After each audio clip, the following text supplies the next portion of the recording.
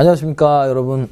제가 지난 시간에 말씀드렸던 것처럼 이제 가보개혁으로 넘어오게 되었는데요. 1차 가보개혁, 2차 가보개혁, 또 3차 개혁, 을미개혁에 해당하는 거 배우고 그 뒤로 이어지는 또 몇 가지 운동들, 독립협회와 광무개혁 같은 것들을 이제 공부하면서 근대사를 이제 정리해 볼까 합니다. 자, 128페이지를 보겠습니다. 128페이지를 보시면 1차 가보개혁이라고 하면서 1894년 7월이라고 되어 있죠. 여기 연도수만 아시면 될 것 같아요. 바로 저번 시간에 같이 공부했던 동학농민운동과 같은 그 기간의 맥락 속에 이 사건들이 들어가 있습니다. 그래서 굳이 간단하게 얘기하자면 시간적 흐름을 따라가 보자면 이거 이렇게 돼요. 그러니까 1차 동학농민운동이 이렇게 일어나고 요거 때문에 청일군이 들어오고 일본군을 등에 업고 개화파가 했던 개혁이 1차 가보개혁이고,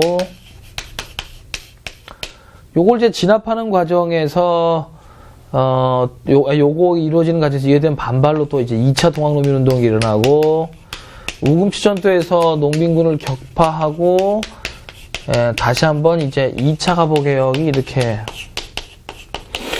가거든요.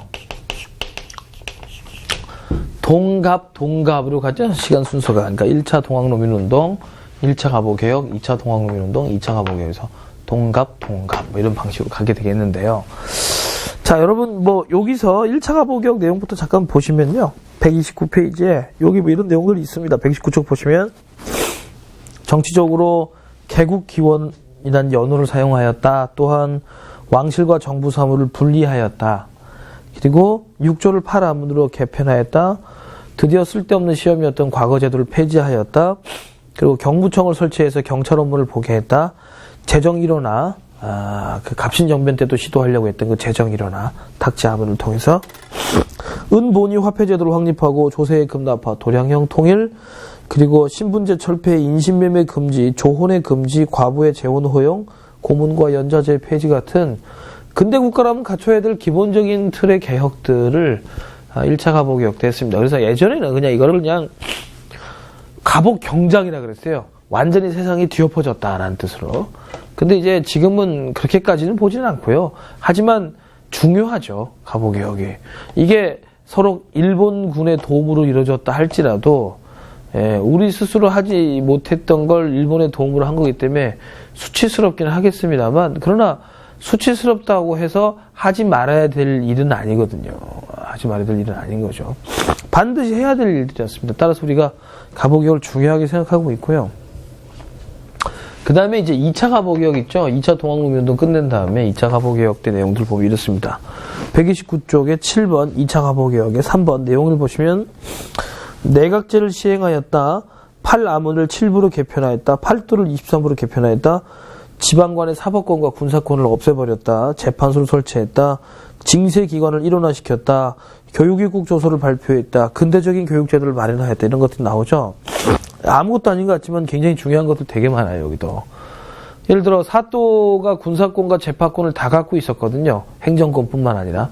이것 때문에 삼정의 문란이 심했던 거거든요. 사또가 행정, 군사, 사법권을 다 갖고 있으니까 못된 짓을 하는 거예요. 권력을 다 갖고 있는 게 세상에서 제일 웃긴 사상 중에 하나가 이 주체사상이죠. 전 주체사상을 주체사상을 좀 공부를 좀 했었어요. 그러니까 정말 주체사상을 좀 이해해보고자. 왜냐하면 제가 대학 다닐 때에도 그 사상을 추종하는 선배들이 있었어요. 그리고 또 어찌됐든 그 사상이 공식적인 한 국가의 이데올로기도 하고요. 북한이란 나라에 2천만 명이나 되는 인구를 가지고 있는 나라에. 그래서 이제 궁금하잖아요. 이때 책은 어렵지 않게 구할 수 있었어요. 왜냐하면 그 사상을 신봉하는 선배들한테 친한 선배들이 많았기 때문에 책도 보고 했었는데 많은 공부를 해봤습니다만 결론은 굉장히 이거 오해하지 말고 들으십시오. 멋있는 부분들이 꽤 있어요. 내용상으로 볼 때 여러 가지 면에서. 하지만 그 하나 때문에 나머지 멋있는 건 다 폐기 처분돼도 될 만큼 강력하게 모순되는 게 하나 있어요. 뭐냐면 모든 사람들은 개별적인 주체라는 거예요. 주체사상이라는 게 뭐냐면 인간의 운명은 인간 스스로 개별적인 주체가 결정하는 것이다라는 거거든요. 사실 사회주의 사상은 마르크스주의는 뒤에 다 배울 겁니다만 구조를 되게 강조합니다. 인간 개개인의 개별적인 능동적인 활동과 판단보다는 인간 개개인의 삶을 억누르고 있는 특정 짓고 있는 구조 있죠. 구조. 마치 구조라는 건 영화판에서 자기에게 맡아진 배역 같은 것이죠. 악역을 맡은 배우가 너무나 선한 얼굴과 선한 역할을 하게 되면 악역을 맡았는데 영화에서 영화가 망하는 거잖아요. 그 영화는. 그런데 어떤 인간에게 어떻게 운명처럼 주어지는 구조라는 게 있습니다. 사실.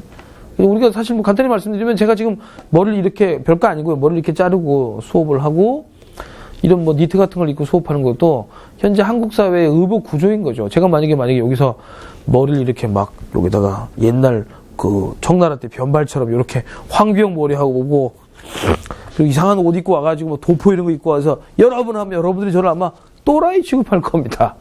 그죠? 그러니까 이제 그게 뭐예요? 그게 구조라는 거죠. 일반적으로 해야만 되는 어떤 의무, 패턴들이 있습니다. 근데 주체사상은 그거를 거부해요. 인간의 운명은 구조란 건 인간 스스로 만들어낸다. 멋있어요. 그런데 인간 스스로 만들어내지만 이렇게 개별적인 인간들을 하나로 모아야 되는 그런 존재가 필요하다. 왜냐하면 그들 사이 대립을 조화시켜야 되니까. 그게 누구냐? 수령이다라는 겁니다.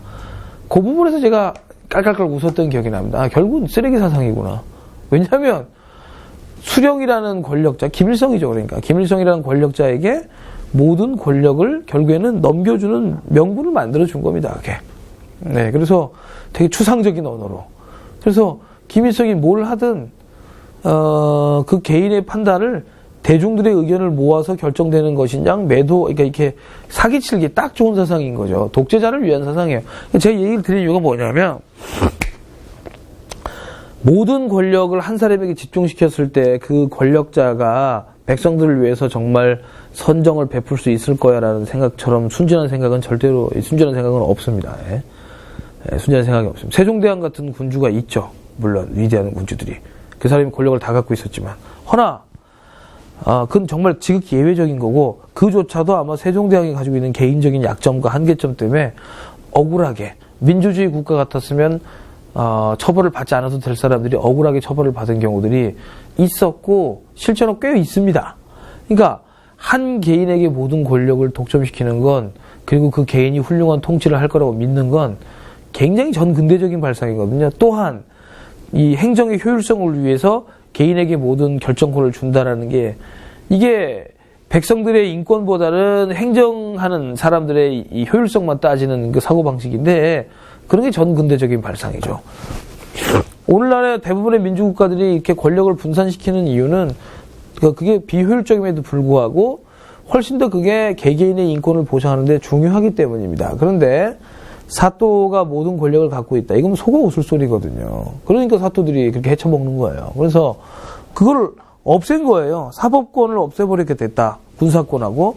그럼 이제 과거처럼 지방관이라고 해서 백성들을 괴롭히거나 백성들을 멋대로 수탈하는 게 줄어들 수밖에 없죠. 그래서 굉장히 중요한 의미가 있다고 할 수 있겠어요. 또한 하나만 더 얘기 드리자면 근대적 교육제도를 마련했다는 것도 참 중요한 의미가 있는 게 사실 여러분 우리나라도요, 선생님, 제가 알기로는 조선시대 성균관, 고려시대 국자감처럼 우리도, 교육 진흥을 위해서 많은 노력을 했어요. 맞습니다. 저도 알고 있어요. 하지만 그런 교육들은 모두 엘리트들을 위한 교육이죠. 예. 그게 전근대 국가와 근대 국가의 가장 큰 차이점입니다, 여러분. 전근대 국가는 교육에 신경을 씁니다. 비단 우리나라뿐만 아니라 저 중세시대 유럽에서도 얼마나 많은 대학들이 있었는데요. 옥스퍼드, 케임브리지 같은 대학들 700년도 넘은 대학들입니다. 예, 케임브리지는 한 600년 됐군요. 옥스퍼드는 한 700년 됐고요. 800년 됐군요, 이제. 그런 오래된 대학들이 유럽에 이미 12세기, 13세기에 수십 개가 생겼어요. 그리고 왕들은, 문화를 부흥시키기 위해서 지체 높은 철학자들, 고명한 학자들을 불러 놓고 그들에게 특혜와 돈을 주면서 제자들을 양성하게 했었습니다. 예. 이건 우리나라나 중국도 마찬가지고요. 그런 교육은 많이 배운 사람들, 또 사회의 엘리트들을 키워내기 위한 교육에 불과하죠. 그 교육이 의미가 없다라는 게 아니고 근대 교육의 가장 기본이 뭔지 아십니까? 돈이 많은 놈이건 없는 놈이건 남자건 여자건 머리가 좋은 놈이건 돌머리이건 간에 모두 인간이라면 알아야 될 기초적인 지식만큼 반드시 국가가 가르쳐 준다는 겁니다. 예. 근데 전근대 국가는 예를 들어 서당이 국가가 운영했습니까? 아닙니다. 서당은 자기 아이를 가르치고 싶은 강한 교육열이 있었던 부모들이 없는 형편에 돈을 내가지고 만든 사립학교입니다. 국가는 어떠한 것도 해준 적이 없어요. 초등교육에 대해서. 그러니까 사실 이 교육입국 조서 이후에 근대교육의 시작이라는 건 초등교육의 시작을 말합니다.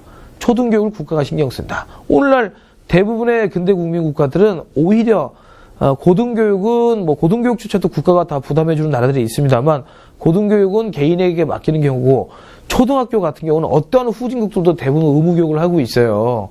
모잠빅 이런 나라들을 좀 무시해서 드린 말씀은 아닙니다만 우리보다 훨씬 모자란 나라들 있잖아요. 모잠빅, 르완다 이런 나라들이 있습니다. 쌍투메, 프린시페, 아프리카 다 의무교육하고 있어요. 그런 나라들도 초등학교는. 그렇죠. 그게 국가지. 그걸 안 해준다면 그건 국가도 아니에요. 국가라고 할 수도 없고 그런 나라에는 세금 낼 필요도 없어요. 이게 이제 우리나라 그걸 하겠다는 거예요. 물론 하겠다 그래서 바로 된 건 아니에요. 그러나 그런 인식을 전환시키고 그런 발표를 했다는 것만도 중요한 의미가 있는 거죠. 예. 조금씩 해나가다가 결국에 우리나라가 초등학교 의무교육이 완성된 건 이승만 대통령 때 일이고요. 예. 우리나라 이승만 대통령 때 경제가 정말 어려웠거든요. 그래도 이것만큼은 했어요. 초등학교 의무교육만큼. 왜? 어렵더라도 해야 될 국가의 기본적인 의무이니까. 우리가 아무리 가난해도 밥은 먹는 거와 똑같은 거예요. 예. 넘어가겠습니다.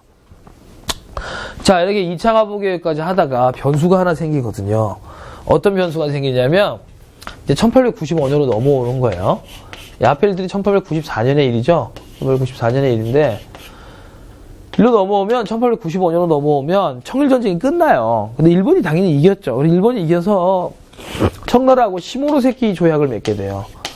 청나라 입장에서는 굉장히 이제 굴욕적인 조약인데 어쨌든 이 조약에서 일본이 청나라의 대만, 타이완하고 랴오뚱반도를 얻어내요. 근데 관건이 된 건 랴오뚱반도예요. 요동반도입니다. 요동반도.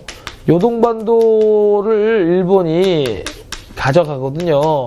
근데 이 지역을 몹시 탐냈던 나라가 러시아입니다. 그래서 러시아가 요동반도를 궁극적으로 자기가 먹으려고 일본한테 세계 평화 운운하면서 다시 청나라에게 돌려주라고 강권을 해요. 그래서 아직 일본이 러시아에 적대할 정도 상대가 안 되니까 눈물을 머금고 일본이 이 요동반도를 청에게 돌려줘요. 이게 삼국 간섭이에요. 러시아와 프랑스와 독일이 나서서 일본을 견제한 사건인데요.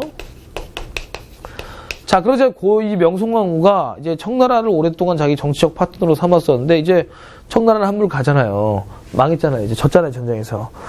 이번에는 러시아를 선택하려고 그래요. 러시아가 힘이 세구나. 그래서 칠러 내각이 수립되거든요.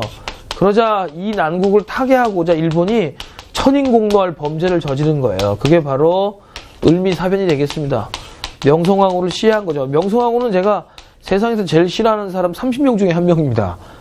제일 싫어하는 인간 30명 정도 있는데 역사상 인물 중에 그 중에서도 거의 탑 10 안에 들어갈 정도로 싫어하는 여자거든요. 싫어하는 사람이거든요. 30명 중에 여자 딱 한 명 들어가 있는데 그 중에 한 명이네요. 명성황후가. 정말 싫어합니다. 그런데 그것과 별도로 이거 일본 놈들이, 일본 양아치들이 와가지고 말이에요. 낭인이라 그러는데 낭인이 뭐냐면 이때부터 형성됐던 일본의 정치 깡패들을 말해요. 야쿠자 새끼들이죠. 이놈들이 와서 우리나라 궁궐에 난입해가지고 우리나라의 일국의 국모를 멋대로 시해하였다. 너무 화가 나요. 너무 화가 나고 일본이 이런 못된 짓한 걸 용서할 수 없을 뿐만 아니라 또 하나는 이것이 오히려 명성황후의 면죄부를 주고 말았어요. 그녀가 저지른 수많은 악행들, 범죄 행위들, 이거는 반드시 우리 민중의 손으로 처단되었어야 될 일인데, 우리 민중이나 아니면 뜻있는 성각자 엘리트들에게서 처단당했어야 될 일인데 엉뚱한 놈들이 가서 일을 처리해버리는 바람에 마치 무슨 명성황후가 무슨 민족의 영웅이냐, 뭐 심지어 드라마에서도 뭐 나오고 말 같지도 않게 뭐 그렇게 돼버린 거죠. 을미사변이 실패하고 난 다음에, 을미사변이 이루어지고 난 다음에 자, 이제 다시 권력을 잡은 친일 세력과 개화파들 일본 등이 을미개혁을 하게 돼요. 이게 이제 흔히 우리가 3차 개혁이라고 하는 거예요. 이게 갑오개혁의 연장선상에 있는 거죠. 자, 봅시다. 이런 것들입니다. 자, 130페이지에 8번 을미개혁이 2번 전개 과정에 보면 보시다시피 정치적으로는 건양이라는 연호를 제정했다.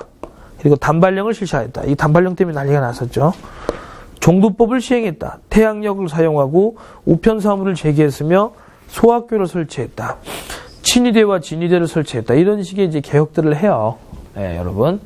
그래서 이제 개혁 내용들은 상당히 뭐 훌륭한 내용들이었습니다만 이 단발령이라는 게 당시 이제 우리 사람들에게 큰 충격으로 다가온 거죠. 이건 효를 중시 여겼던 유교 문화권에 있었던 조선의 이 양반들은 머리를 자르지 않습니다. 왜? 신체, 발부, 수지, 부모라 그래서 모든 신체는 조상이 주신 것이기 때문에 함부로 훼손해서는 안 된다라는 것들. 유독 우리가 최근에는 많이 괜찮아졌지만 문신이나 이런 거에 대해서 좀 보수적인 입장을 취했던 이유도 신체, 발부, 수지, 부모라는 유교적 관념 때문에 그렇습니다. 그래서 최대한 어쩔 수 없이 손톱 같은 건 모르겠지만 나머지 신체들은 함부로 훼손하지 않아요. 머리를 안 깎았죠. 평생 길렀어요, 남자들도. 대신에 이걸 꼬아가지고 상투를 틀고 다녔던 건데 이 머리가 더럽다고 이제 잘라버린 거죠. 이게 단발령이죠. 이건 너무 충격적인 일이었던 거예요. 울고불고 난리 났었대요. 이것 때문에 여러분 전국 곳곳에서 을미의병이라는 의병이 일어나요. 이거 어떡하죠 하고 있을 때 고종이 정치적인 결단을 내리죠. 이 경복궁을 탈출해서 러시아 공사관으로 도망가게 됩니다. 그래서 이걸 아관파천이라 그러게 되는데 이 아관파천으로 지금 말씀드렸던 이 1차, 2차, 3차 개혁들이 모두 무산돼요. 이 아관파천은 고종이 다시금 권력을 잡게 된 계기가 된 사건인데 우리의 내정을 간섭하던 일본 세력을 통제할 수 있었다는 점에서 높이 평가할 수 있지만 개혁 자체만 놓고 보면 이 아관파천으로 결국에는 아관파천의 결과 갑오을미개혁이 좌절된 거니까 개혁 자체만 놓고 보면 또 좀 씁쓸한 거죠. 그리고 러시아 공사관으로 고종이 가버렸기 때문에 어떤 일이 일어났을까요? 러시아 공사관으로 고종이 가니까 다른 나라들이 우리나라를 아주 우습게 보기 시작했어요. 그래가지고 우리나라의 내정을 간섭했을 뿐만 아니라 우리나라의 이권을 엄청나게 많이 침탈하기 시작합니다. 그래서 정말 글로벌 호구가 돼버리거든요. 진짜 국제적인 호구가 돼버려요.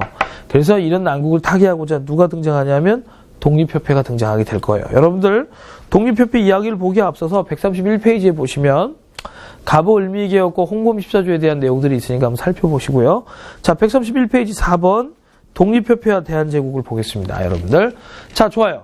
갑오을미개혁이 좌절되고 아관파천으로 좌절되고 난 다음에 우리가 어느 정도 러시아의 힘을 빌려서 일정한 주권을 다시 회복할 수 있었습니다만 중요한 건 열강의 이권 침탈은 더 심해졌고 우리나라 왕이 러시아 공사관에 있다는 것 자체가 좀 창피한 일이기도 하고 이런 와중에서 이런 문제를 해결하고자 창립된 게 132페이지에 있는 독립협회가 되겠는데 역시 굉장히 중요합니다. 독립협회도. 네.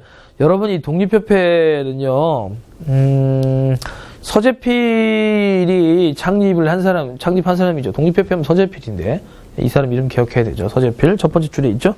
근데 문제는 이 서재필이라는 사람은 20살의 나이에 갑신정변에 가담했다가 갑신정변이 실패하면서 독립협회가 창립되는 1896년, 즉 이거의 12년 전에 1884년도에 미국으로 이미 망명을 갔던 인물입니다. 근데 망명지에 가 있던 서재필이 다시 우리나라로 돌아올 수 있었던 이유는 고종은 미국을 되게 좋아했거든요. 일본은 되게 싫어했지만 미국은 되게 좋아했어요. 근데 서재필이 지금 미국에서 학위를 땄죠. 의사가 돼요. 되게 여러 가지로 우여곡절이 있어요. 한번 이 시간에 제가 다 말씀 못 드리겠습니다만 미국에서 운 좋게 또 후원자를 만나가지고 그 후원자의 딸하고 결혼도 하고요. 다시 재혼도 하고 전 부인은 이미 사형당했어요. 갑신정변 때문에 연좌제가 있던 시절이잖아요. 후원자와 이미 딸과 결혼도 하고 인생이 미국 물을 많이 미국 물을 12년 먹었으니까 이제 거의 미국 사람이 된 거죠. 그죠? 그러니까 이제 그런 어떤 기대심이 있었나 봐요. 고종 입장에서도. 미국을 좋아하는데 미국을 잘 알고 있는 인물을. 그러니까 과거의 일은 모두 용서하겠다. 국내로 돌아와서 네가 하고 싶은 걸 해봐라. 그 돈을 정부가 일정 부분 대주어서 만든 게 독립협회예요. 근데 그러면 고종 입장에서는 그렇다 치자고요. 서재필은 무슨 생각으로 돌아왔을까? 미국에서 안락한 생활을 포기하고 그가 애국자였기 때문에. 이건 이제 추상적인 설명이고 구체적으로 얘기해보자면 서재필은 갑신정변이 왜 실패했는가를 곰곰이 생각해봤을 거예요. 미국에서. 실제로 서재필의 회고록에 보면 그 얘기가 나와요. 갑신정변이 실패했던 이유는 물론 청나라 때문이에요. 하지만 그건 되게 마치 이런 거죠. 우리나라가 남한과 북한이 분단되게 된 이유는 무엇일까요? 미국과 소련의 냉전 때문이죠. 맞아요. 하지만 그렇게만 얘기해버리면 우리 스스로의 책임을 모두 미소 탓으로 돌려버리는 거잖아요. 분단의 책임을. 마찬가지로 갑신정변이 실패했던 건 청나라 군대의 개입 때문이에요. 맞아요. 하지만 청나라 군대의 개입이 없어서 서로 갑신정변이 성공했다 할지라도 그 정권이 과연 오래 갈 수 있었을까요? 그렇게 생각 안 하는 게 맞아요. 왜냐하면 민중들은 이 갑신정변을 주도했던 이 김옥균과 급진개합화 정부를 좋아하지 않았어요. 국민들의 지지를 받지 못하는 정권이 어떻게 개혁을 할 수가 있습니까? 그잖아요. 그죠? 민심을 얻는 게 가장 중요하죠. 민심을 얻는 게. 아무리 좋은 취지로 뭘 했다 할지라도 가끔 보면 이제 왜 축구팀이나 농구팀, 야구팀 같을 때 보면 감독들이 제일 먼저 하는 게 선수단 장악이라 그러잖아요. 선수단 장악이라는 게 막 선수들을 막 겁줘서 장악한다. 뭐 그런 방법이 있을 수도 있겠죠. 하지만 선수들이 진심으로 감독을 존경하게 만드는 거죠. 감독이 얘기면 너는 오늘 좀 후보에 있어야 되겠다. 그러면 기분이 좀 빈정이 상하더라도 감독이 깊은 뜻이 있었을 거야. 알겠습니다, 감독님. 제가 오늘은 후보로 있겠습니다. 이런 신뢰관계를 만들어내는 거. 이게 가장 이제 중요하고 전술은 그 다음 문제거든요. 그게 가장 중요해요. 전술이 아무리 좋아도 선수들이 감독을 안 믿고 불신하면 팀이 운영이 될 수가 없죠. 그러니까 여러분들. 독립협회를 처음에 이거 흔쾌히 수락하고 궁대로 들어온 서재필은 그 생각을 한 겁니다. 갑신정변은 민중의 지지가 없었다. 우선 우리가 하려고 했던 개화정책이라는 게 얼마나 좋은 것인가를 백성들에게 알리고 계몽시키겠다. 이게 계몽단체예요. 실제로 이게 큰 성공을 거둬요. 큰 성공을 거두자 고종의 입장이 바뀌어요. 고종은 단지 독립협회를 그냥 뭐 적당한 수준의 개화정책을 추진하는 걸 지지하는 자신을 위한 외곽단체 정도로 생각을 하고 만든 거였는데 이게 보니까 범 새끼를 키운 격이거든. 호랑이 새끼라 귀여워서 키우니까 커 보니까 호랑이인 거예요. 그래서 총으로 쏴서 죽여버리죠, 호랑이를. 이 단체를 해체시키는 것도 고종입니다. 아시겠죠? 한번 보시죠. 자, 이 사람들이 하려고 했던 운동들이 어떤 것들이냐면 여기 있습니다. 3번 주요 활동해 보시면 박스에 뭐라고 되어 있나요? 네, 자주국권운동, 고종의 환궁을 요구하고 구국운동의 상소문을 올리고 자주 독립을 지킬 것을 주장하고 러시아의 이권 침탈을 저지하기 위해서 러시아의 군사교권과 재정고문을 철수시키고 한러은행을 폐쇄시키고 러시아의 저령도 조처 요구를 저지시키고 또 만민공동회라는 최초의 근대적인 집회도 개최하고 10,000명이 모였대요. 서울 인구가 20만 하던 시절에 엄청나게 모인 거예요. 이런 집회할 때마다. 그리고 언론, 출판, 집회, 결사의 자유를 확보하기 노력하고 국민들에게 참정권을 주기 위한 노력을 하고 정부 대신에 부정부패에 대한 규탄 상소운동을 하고 박정량이라는 사람이 여러분 개화파예요. 개화파 내각. 근데 박정량은 특이하게도 개화파이면서 일본보다는 러시아, 미국하고 더 친했던 인물입니다. 그러니까 고종 입장에서도 부담 없이 쓸 수 있는 인물이었는데 그래서 박정량 내각을 세우고 관민공동회. 선생님 아까 만민공동회에 있었는데 이 관민공동회는 뭔가요? 오타인가요? 아닙니다. 만민공동회가 잘 성황리에 개최되자 고종이 이번에는 관리들까지 보내버립니다. 그 집회에. 그래서 만민공동회에 관리들까지 왔다 그래서 관민공동회라고 불리게 되는데요. 이 관민공동회가 개최돼서 거기서 떡봉김에 제사를 지낸다고 마침 이제 고종이 왔으니까 우리가 건의를 해보자 하면서 헌의육조라는 걸 제출하게 되는데 헌의육조 좀 이따 내용을 보도록 하죠. 그 다음에 의회 설립운동을 하고요. 중추원을 개편해서 의회로 만들어서 궁극적으로는 입헌 군주국가를 만들려고 하죠. 바로 이 부분이 고종의 심기를 가장 상하게 했던 부분입니다. 고종은 자기가 가지고 있는 권력을 나눠주고 싶은 마음이 요만큼도 없는데 이런 소리 하니까 그래서 결국에는 고종이 이 단체를 해산시킬 거예요. 그 전에 헌의육조 먼저 한번 살펴보시죠. 보십시오. 133페이지에 보면 네, 보이시죠? 외국인에게 의지하지 말고 관민이 합심하여 황제권을 공고히 하라. 네, 외국과의 이권에 관한 계약과 조약은 해당 부처의 대신과 중추원 의장이 함께 날인하여 시행하라. 재정은 탁지부에서 전담하라. 중대한 범죄는 공개 재판해라. 책임가는 정부의 그 뜻을 물어 과반수가 동의하면 임명하라. 정해진 규정을 실천하라. 즉 왕은 그냥 이제 왕 마음대로 하시지 마시고 모든 결정은 신하들과 백성들의 뜻을 따르시고 그리고 결정이 난 거에 대해서는 왕도 토를 달지 마세요라는 얘기입니다. 이게 고종이 이 헌의육조를 아마 받아들고 부들부들 떨었을 겁니다. 이런 놈들 하면서. 네. 근데 이 관민공동회 때 모였던 집회 인원이 15,000명이에요. 인구 25만 명 정도 되던 도시에 15,000명이 집회를 모여서 행사를 하니 고종 입장에서는 죽을 맛이죠. 그래서 이 헌의육조를 본인도 받아들입니다. 받아들이고 국리했겠죠. 이 조직을 빨리 날려야 되겠다라는 강한 결의. 네, 그죠?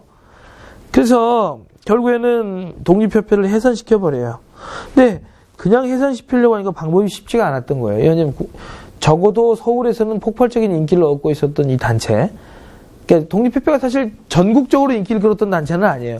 여러분, 우리가 생각하는 것 이상으로 압도적으로 많은 인구, 한 90% 인구는 농촌에서 아주 옛날 같은 사고방식을 가지고 살고 있었죠, 우리나라가. 이게 감이 좀 안 잡히시는, 이거 제가 좀 수업을 할 때 제일 좀 이 부분을 얘기하면 좀 감이 좀 안 잡히시더라고. 지금 사실 여러분, 농촌이나 서울이나 농촌이 공기가 맑고 한적하다 뿐 이제 생활 방식이 서울이나 부산 같은 대도시하고 다를 게 진짜 요만큼도 없어요. 제가 놀랬던 게 강사 생활을 제가 공부했던 한국교원대학교가 정말 시골에 있어요. 충북 청운군 강내면 다락리라 그래서 리라는 이름이 불리는 지역에 있는 학교인데 정말 시골에 있거든요. 거기 그 시골 마을에 조그만 학원이 하나 있었어요. 제가 그래서 대학원 생활하면서 아르바이트로 거기서 강사 생활을 좀 했었거든요. 2004년도의 일입니다, 이때가. 지금부터 11년 전인데 저도 시골에서 컸거든요. 물론 서울에서도 좀 컸었습니다만 초중고 인생 중에 통영은 완전 시골에 할 수는 없죠. 제가 통영 중에서 중고등학교를 하는데 그건 이제 그래도 시니까 그걸 시골이라 할 수는 없고 그냥 촌동네고. 이게 뭐라 그러죠? 서울 사람들 눈에는요 통영도 그냥 시골이고 심지어 부산 사람도 시골로 보이겠지만 서울 놈들이 종종 그랬어요. 뭐 부산 내려가는 동기들한테 그래 시골 잘 갔다 와 이지랄 떨어서 부산 애들이 막 흥분하고 야 우리가 왜 시골이야 뭐 했습니다만 서울 사람들 눈에는 뭐 서울 이외의 모든 도시가 다 촌으로 보이겠지만 그 안에서도 진짜 시골 깡촌이 있고 그냥 도시가 있을 거 아니에요. 부산 같은 경우는 아예 대도시고 통영 같은 경우는 자그마한 도시면 도시잖아요. 그런데 제가 그 경북 김천의 어느 직지산 밑에 있는 산골 또 경남 밀양의 어느 농촌 이런 데서 한 7, 8년 살았거든요. 근데 정말 그때만 해도 차이가 컸어요.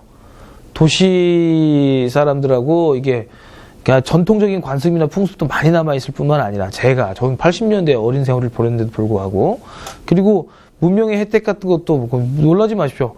제가 살던 직지사 거기는 TV가 80년대도 불구하고 KBS1 하나밖에 잡히지 않았어요. 예. 당장 그 김천 시내만 나가도 KBS, MBC, KBS1, 2, MBC 다 볼 수 있었는데 KBS1만 잡혀요. 그러니까 KBS1만 보는 거예요. 시종일관. 그때도 KBS1은 교양 있는 프로만 했단 말이에요. 그거만 보는 거예요. 시종일관. 그것도 잘 안 나와요. 어떨 땐 심심하면 안 나와요. 뻗득하면 정전이고 예.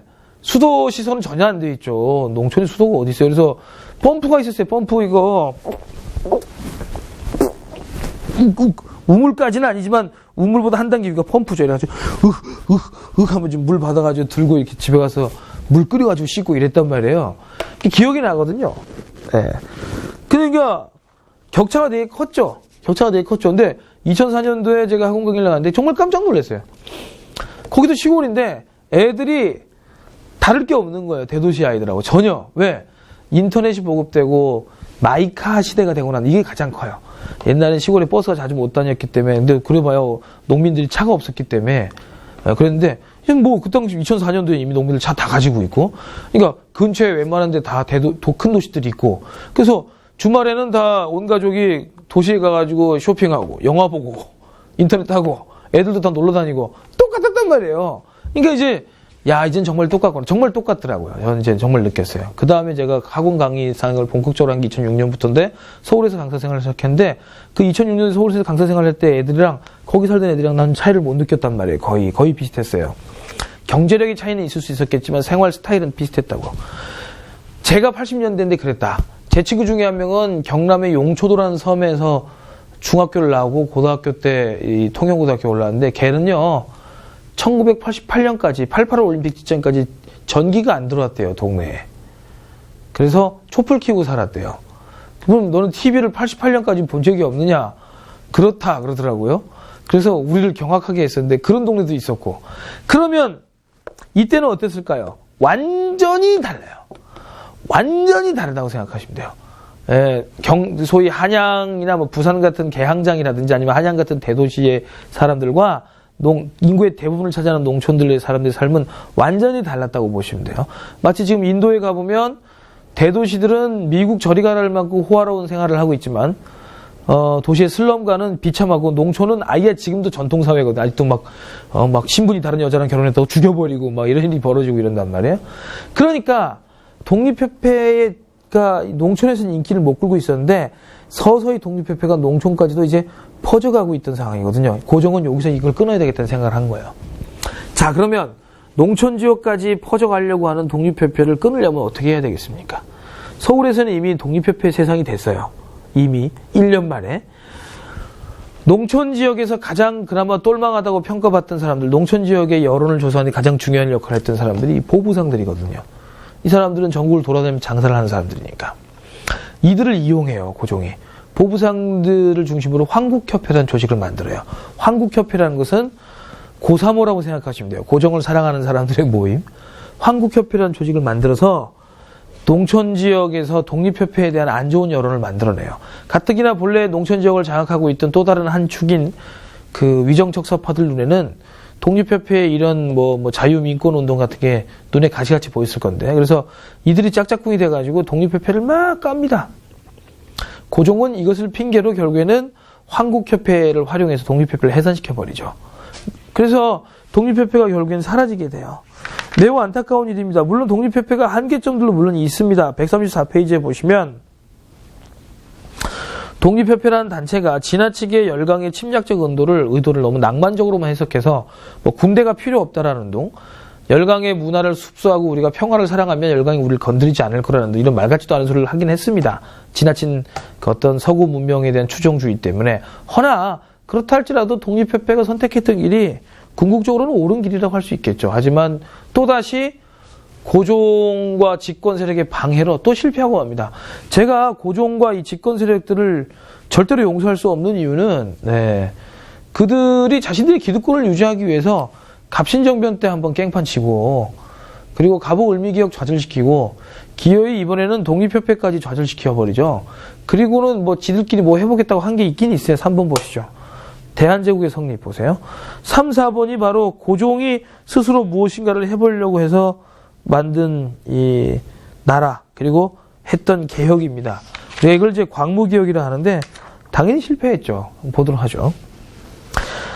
자, 러시아 공사관에 피시되어 있던 악원파천기의 고종에 대해서 주변 여론들이 창피하니까 빨리 돌아오세요.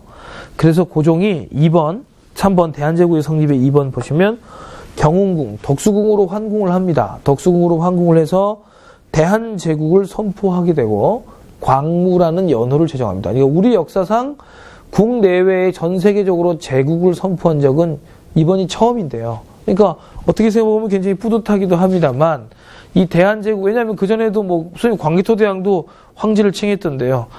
명확하지 않습니다. 그리고 고려시대에는 우리가 황제를 칭한 왕들이 몇 명 있었습니다만 우리끼리 칭한 겁니다. 중국한테 편지를 보낼 때는 그런 말 하지 않았습니다. 왕이라 그랬죠. 그러니까 대한제국이야말로 유일무이한 제국입니다. 하지만 역설적으로 가장 힘이 없었던 나라이기도 한데, 이 대한제국의 이 정신을 잘 드러내는 게 3번의 대한국국제입니다. 여기 나와 있다시피 대한국국제가 독립협회를 강제로 해산시키고 난 다음에 반포했거든요. 내용이 뭐냐면 대한제국은 만세불변의 전제정치이고 법률을 제정하고 법을 심판하고 행정을 하고 군대를 통수하는 건 모두 고종 나 자신에게 있다 라는 전제군주국을 지향하는, 그러니까 명확히 말하면 입헌군주정을 지향했던 독립협회를 날려버리고 본인이 모든 권력을 차지하겠다는 전제군주정을 주장하기 위해서 전 세계에 공포한 게 이 대한국국제라고 할 수 있습니다. 그래서 글쎄요, 이게 과연 옳은 판단이었는지는 좀 회의적이죠. 대부분의 역사가들은. 자, 135페이지 보세요. 4번 광무개혁. 네, 갑오을미개혁의 급진성을 비판하고 9번 신참 보이십니까? 여기 체크해 보시죠. 9번 신참. 9번 신참의 원칙에 따라 개혁을 실시하겠다라고 선언을 했는데요. 135페이지요. 9번 신참이란 건 옛것을 기본으로 하고 새로운 것을 참고한다라는 건데, 그러면 옛 것은 뭐고 새로운 것은 뭐길래. 그러니까 여러분, 옛 것을 기본으로 하고 새로운 것을 참고한다고 했습니다만 옛 것의 기준은 서로 다를 수 있잖아요. 옛날이 언제부터가 옛날인가에 대한 기준은. 그렇죠. 이 고종이 얘기하는 옛날의 기준은요, 갑오을미개혁 이전입니다. 즉 본인이 생각할 때 강화도 조약을 맺고 본인이 보기에 적당한 수준의 개화 정책이 추진되고 있었는데 이 급진 개화판 놈들이 괜히 일본 끌어들여가지고 갑오을미개혁 같은 거 해버리는 바람에 나라의 기강이 무너졌다. 따라서 갑오을미개혁 이전에 추진하였던 사업들을 기본으로 하고 갑오을미개혁부터 새로 추가된 것들은 참고하겠다라는 겁니다.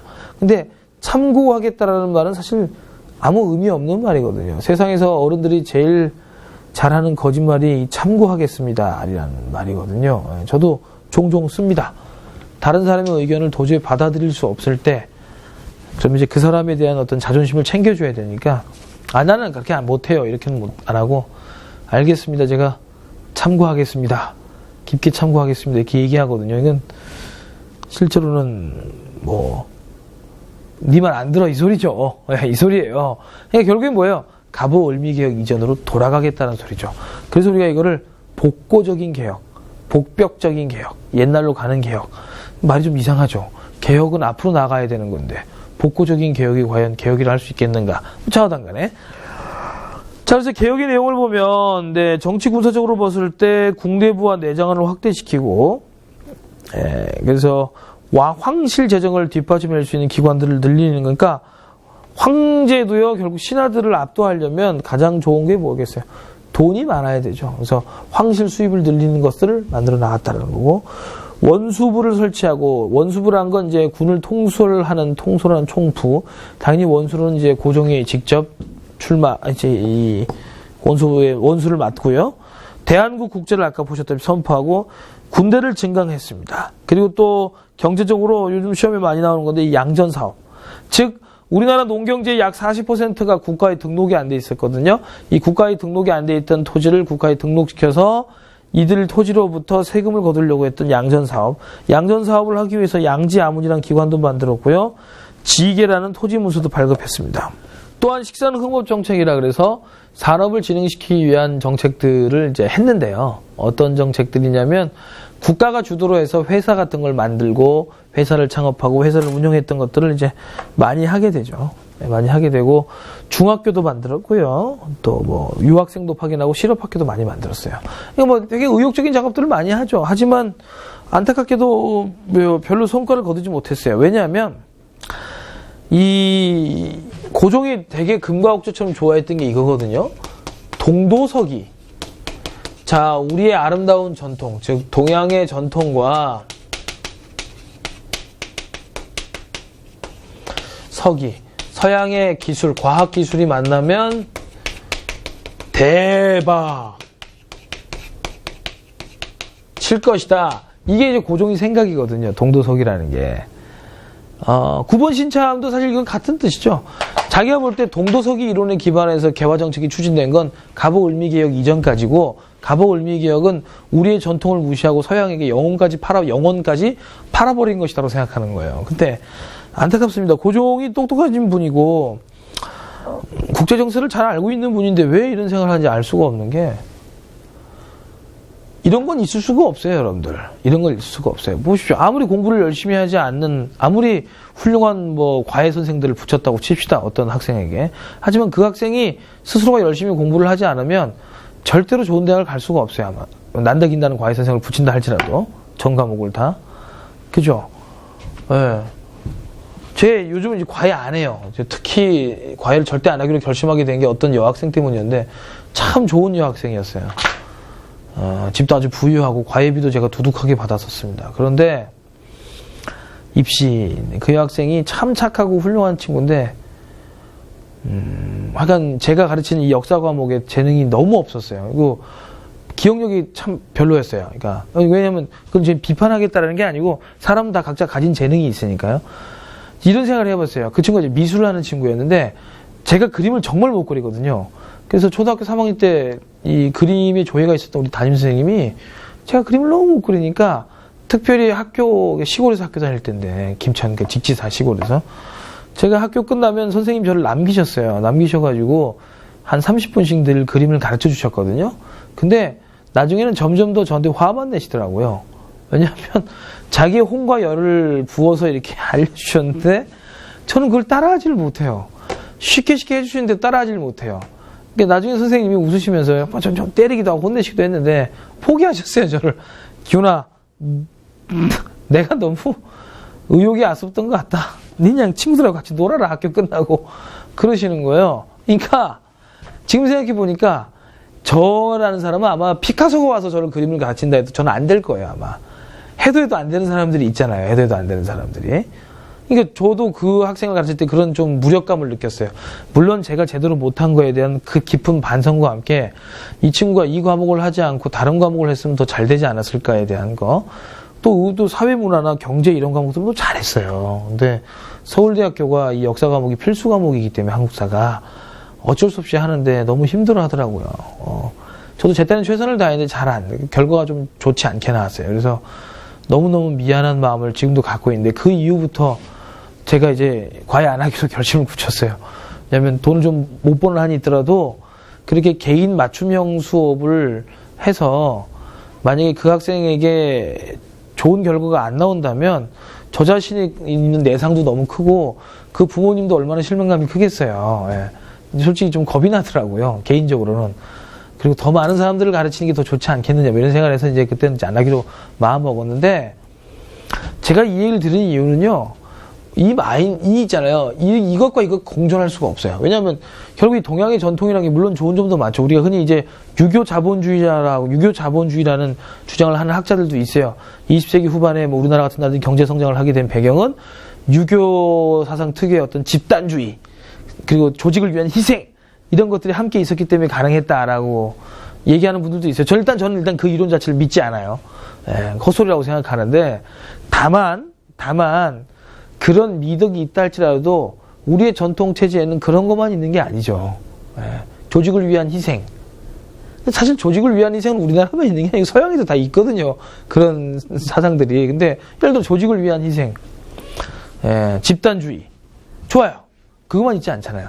남녀차별, 신분제도, 가진 자들의 오만함. 그리고 모든 권력이 왕의 몇몇 측근에게 집중되어 있는 정치체제. 이런 것들의 개선이 이루어지지 않고 서양의 기술의 발전이 있을 수 있냐. 누가 일을 할 것이며 누가 나라를 위해 충성하겠습니까? 때가 이미 변했는데. 그잖아요. 그리고 사대부들이 스스로 기름때 묻히는 일에 뛰어나와야 되는데 그걸 부정하고 우습게 보잖아요. 의사도 안 했어요. 여러분들. 사대부들은. 그러니까 이런 나라에서 이거를 의식을 뜯어 고쳐야만 기술이 발전하죠. 근데 이거를 서양도 여러분들 이 서양에도 그런 중세적인 사고방식을 벗어 던지고 그 다음에 산업혁명이 있었던 거예요. 르네상스를 먼저 나오고 르네상스가 먼저고 산업혁명이 그 다음인데 우리는 이걸 먼저 하겠다는 소리잖아요. 그러니까 앞뒤가 안 맞는 소리예요. 다 실패해요. 네. 그래서 제대로 된 게 하나도 없어요. 이 개혁들이. 또한 또 하나 중요한 건 이런 걸 하려면요. 주변 열강의 협조가 있어야 되는데 아무도 도와주지 않아요. 왜요? 우리나라 잘 되는 걸 누가 봐요? 우리나라가 잘 되는 걸 누가 보내요, 지금. 우리나라 식민지로 만들어야 되는데 우리가 만약에 정말 부강한 나라가 된다고 해보세요. 그럼 식민지로 못 만들잖아요. 그러니까 열강의 비협조, 열강의 간섭 등으로 성과를 거두지 못했어요. 이걸 이끌 만한 능력이 있는 지도자들도 아니고요. 고종과 그의 측근들은. 기본적으로 사고방식이 보수적인 사람들이기 때문에 결국에는 엄청난 예산만 낭비하고 처절한 실패를 맛보게 됩니다. 안타깝지만. 넘어가 보겠습니다. 수업 시간에 이제 광무개혁이라 그러지만 사석에서는 이제 광무개혁이라고도 안 해요. 그냥 광무노력, 광무애 좀 썼네 이렇게 막 제가 얘기하거든요. 136페이지에 가보시면 이것도 여러분 광무개혁에 일정한 영향이 있긴 있어요. 간도와 독도 보겠습니다. 간도와 독도는 우리가 이렇게만 이해하시면 될 것 같아요. 언제 빼앗겼는가 우리가. 자, 간도에서는 이 백두산 전개비가 문제이죠. 2번 동그라미 2번에 보면 백두산 전개비에서 토문강이라는 강이 나오는데 국경선으로 이 강이 두만강이냐 아니면 토문강이라는 강이 따로 있느냐에 대한 논쟁이 있었고 우리는 이걸 근거로 간도가 우리 땅이라고 주장하면서 청나라가 힘이 약해진 틈을 타서 간도관리사 이범윤이라는 사람을 보내서 간도를 우리나라 땅으로 편입시켜버립니다.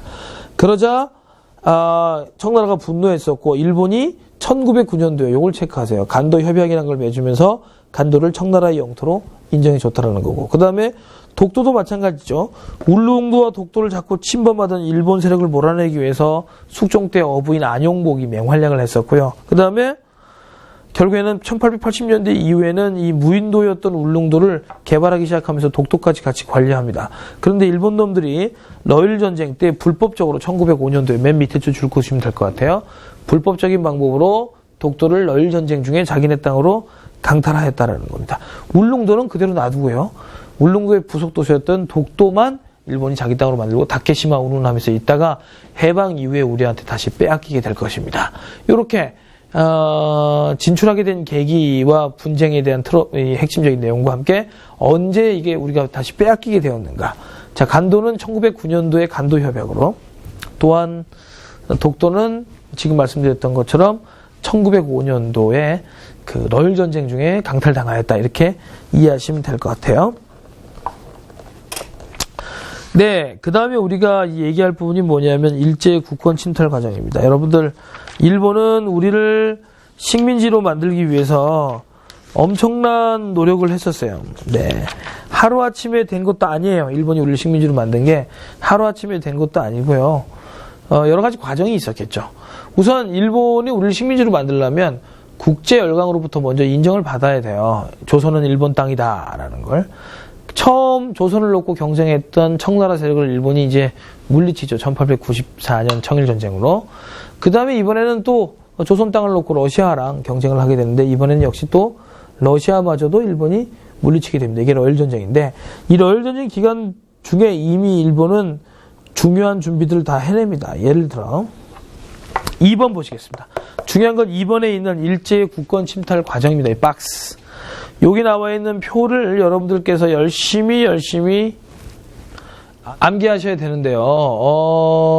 이 부분부터는 좀 더 또 새로운 설명들이 좀 필요하니까 근대사의 남은 부분들을 다음 시간에 또 마저 만나보도록 하겠습니다. 여러분들 수고 많으셨습니다.